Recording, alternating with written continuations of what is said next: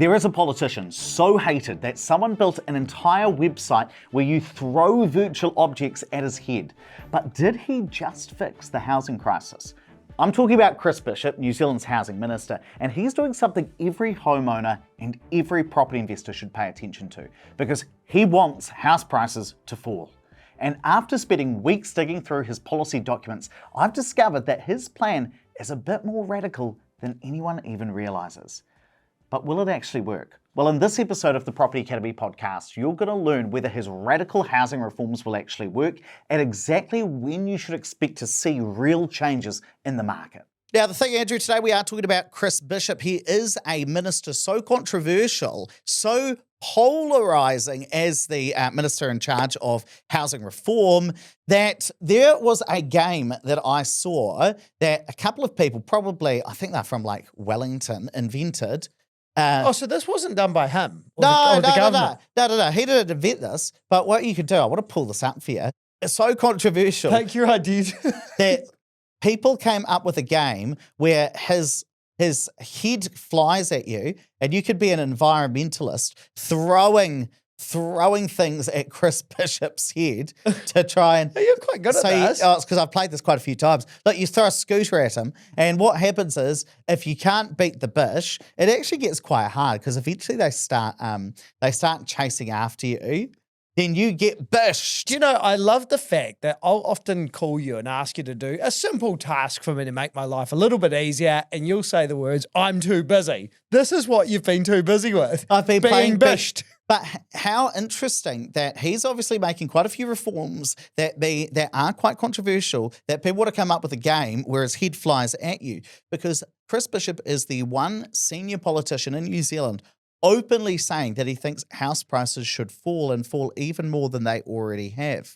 Now, that's going to make some existing homeowners very, very nervous. Especially if you're in Wellington. So is he the person who can fix the housing crisis? We're going to rate him out of 15. But just before we get into the policies that he's introduced, how big is the housing crisis, Andrew? So according to New Zealand's Institute of Economic Research, so basically Ed's calendar would be issued by them, about 150,000 homes short. Sounds like a big number. Yeah, if you look at since 2001, we've seen the shortage of housing, according to the New Zealand Institute of Economic Research, get down to actually over 150,000, recovered a little bit, but very, very short, according to them. And so the three tests we're going to score Chris Bishop's policies against is, firstly, are his policies any good? Can he actually deliver the houses that he's talking about? And will it actually cause house prices to go down? And what will the impact be? So if we think about test number one, are the policies any good? Are they bold enough? What's your take? So I think the thing we're going to think about is, are they actually aimed at fixing the root problem of the housing crisis, i.e. do we have enough supply or not? Or are they just tinkering around the edges? And is his policies or proposed policies going to unlock more land so it makes it easier and faster to actually build some houses? Because if you think about this, the time it would take for land to be freed up, and then also construction to occur to actually build those houses, it's not going to happen overnight, right? But his policies are pretty ambitious. So what's he actually want to do? Okay, so the things he wants to do, fast track approvals. So he wants to make it so that you can approve a big development much faster. So, I mean, think about like a Hobsonville type development or a Farringdon in Rolleston. His core focus is he wants to make it easier for developers to actually be able to create land that's able to be developed for developers so much faster. He wants to set targets for councils and not just have enough land for today, but he wants to think 30 years in advance in terms of what the need is. Yeah, and he wants to force councils to rezone enough land so that you can actually build a lot of houses. He basically wants the cities to grow out and also up. So imagine if you've got some land on the periphery of the city at the moment, basically that could be rezoned now. One of the interesting ones, he wants to get rid of the minimum floor areas for apartments, so you don't need to have a balcony. You can just trim it back to be able to get that across the line with the council. Wants to get rid of development contributions to make it more cost effective theoretically, but that will just change the way the councils charge for infrastructure when there is a need for new housing. So rather than the old developer has to pay a fee every time they put a new unit on a piece of land, he wants to have a levy. And look, to be fair, I don't know exactly how that works because someone's going to have to pay for the increased infrastructure, but that's the proposal. And I think one of the big things here as well is it can be all well and good to have these policies in place, but ultimately the councils have to actually probably change their behaviour in terms of how they're making these things happen, because the councils can be a bit clunky, let's face it. So he wants to actually have the ability for the central government to step in and really put a foot up the butt of the councils in the event they are still dragging their feet.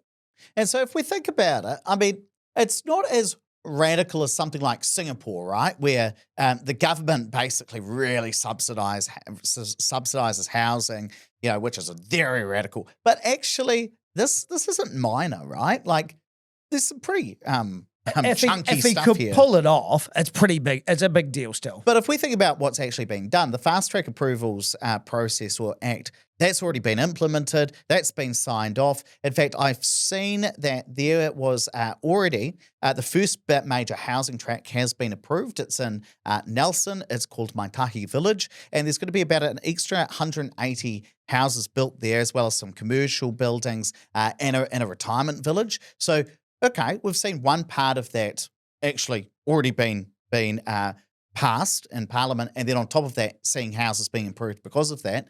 Now, there's been a few amendments to the Resource Management Act. That's the law that oversees what you can build and where. And I know that he's already given himself the power, I guess, to override councils if they drag their heels on zoning land. So I reckon if we're going to give it a rating out of 5, it's above 3. I'm not sure if it's a 4. I think I'm going to give it a 3.5. 3.5, yeah. In terms of ambition, what do you think that's good? No, or do you think that's not good? No, I think that's right. I just didn't know we were using decimals. Well, we're going to go. Well, we can't make it 7 out of 10 because I've already said that we're going to rank it out of 15. But 3.5 out of 5, I think it's pretty good. But the second test is all about execution, because you can have all the big ideas in the world, right? Yeah, but you've got to actually get them across the line, and that's probably the biggest thing. Like, I mean, if you think about the number of times that you hear a politician talk about how they're going to fix anything, right? And then how much does the fixing actually occur, right? I think there's probably about 20 housing ministers who claimed they were going to fix the housing crisis, right? And there's a lot going for housing growth reform. There's stuff about freeing up the land and the infrastructure funding and council supporting growth. But one of the biggest things that's in the back of my mind is that we're probably still a couple of years away from anything meaningful changing. And in the meantime, we've got an election next year. And is he going to be in a position of power to still execute this next year? Well, who knows? And so it's not so much, it's all well and good to talk the talk, but you actually have to have some action as well. Yeah, but I mean, you can't necessarily blame him for that, right? No, no. But the process of getting laws passed in Parliament is slow. So you're right there. Most of the changes that he's talking about, especially the big ones, probably are 2 years before they really bed in, because you've got to write the laws, then the government's got to change what they're doing. And when I say the government, like the actual ministries have to change what they're doing, councils have to change what they're doing. So, they got in, end of 2023? If the changes aren't really going to come into effect until 2027, it takes 4 years to get anything done. And then, as you said, there's an election coming up. Let's say, I don't know who's going to win, but let's say National wins it. They embed their changes by 2027. Then you could have another election in 2029 if Labor comes in and says, we're going to rewrite their RMA again. We'll scrap it. Then you kind of get nowhere. So I'm not necessarily saying, Chris Bishop, what a bad person. I'm just saying, like, the reality is that politics moves slowly. And so in terms of execution, I think it's probably a bit too early to say, wow, this is the housing crisis killer, because it's not fully implemented. The execution kind of has started, but a lot of the big stuff, the boots on the ground stuff, it is still 2 years away. So there's a difference between what he's done versus what he wants to do. And even if you think about it, fast track approvals, yes, that's done. Setting growth targets for councils, getting them to zone land, that's been partially announced, like it's in the pipeline, but it's not fully implemented. Getting rid of the minimum floor area for apartments, what's been announced, but it's not been implemented. Getting rid of developer contributions, using a levy system. It's been announced, but the legislation is not fully enforced. What about Chris Bishop giving himself the power to change councils? It's been proposed, but it's not fully widespread just yet. So you look at it, you can say the ambition's there, but for execution, what are we giving it out of 5? 2.5. Oh, that's about as mid as you could go. Yeah, You'd and go for right that's in the about middle. right. Okay, so 2.5.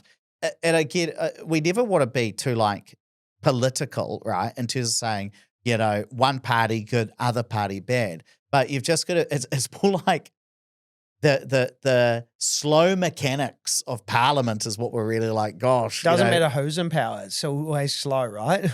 Okay, so that brings us to the third test. What's that? That's affordability. And when we think about housing affordability, it has got better. So house prices, they're down massively since the peak of the market. And they were really unaffordable. The Reserve Bank said that at the peak of the market. Auckland down 20-odd%, Wellington down 30%. Different rates at different parts of the country. I think the other part to housing affordability, not just the prices, but the cost of credit, because most of us borrow to buy a property because they're expensive. And when we think about interest rates, they've gone from 7.5% to sort of getting close to 4.5% at the time of recording this, or I expect it to be in the next wee while. So from an affordability standpoint, I think that's pretty strong at the moment. The only thing you'd have to say though, if we're being very honest, it's not him. Did Chris Bishop's policies cause house prices to go down? Did it cause interest rates to go down? The answer is no, right? Yeah. Why did house prices go down? Because interest rates were too low. That's primarily the Reserve Bank's fault. House prices went way up. Then they came crashing down. But Chris Bishop didn't do any of that because the national government didn't get in till the end of 2023. House prices primarily fell between the end of 2021 and May 2023. So the election wasn't even till 3 or 4 months after house prices bottomed out. So he can't claim the credit for that. I'm not saying that he is claiming the credit for that either, but I'm just saying that you couldn't put it down to these changes. Interest rates. Interest rates have come down, but it's not because Chris Bishop did anything about it. And again, he's not necessarily claiming that he did anything about it. We can't, right? He couldn't have affected the interest rates. Well, it just all was down to, again, inflation skyrocketed because interest rates were too low for too long. Reserve Bank comes in, they raise the interest rates, they put us through a world of pain. Everybody stops spending, and so interest rates come down. That happened because of the Reserve Bank, not necessarily because of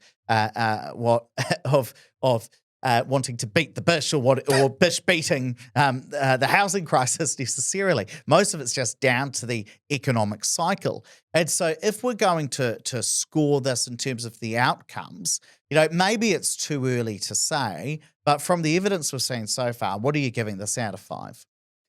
Maybe a 2.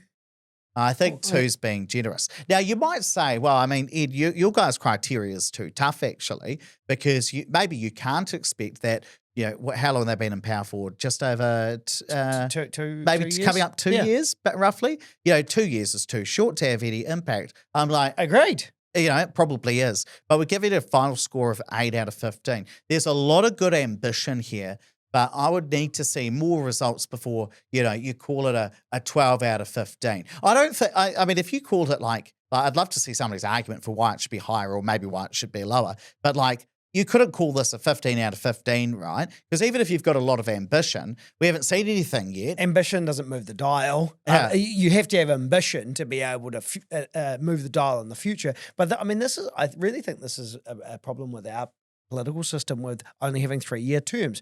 It isn't long enough to have such a meaningful impact. Well, it's not just about the 3. I mean, this ain't a political podcast. No, I know, but I'm allowed to say that. Well, I mean, you're allowed to have an opinion. I just want it to be well reasoned, Andrew. But it's just the gears of the law grind slowly is the main issue. Why are you rolling your eyes at me now? Yeah, just because you're such a prat. So that's where things stand. Bishop's reforms are bold, but far from a quick fix. Now, if you're wondering what could actually trigger the next big shift in the market, that's exactly what I cover in the next video. If you want to spot the next housing crash before it hits, you need to watch these 5 numbers. Click here and I'll walk you through them all.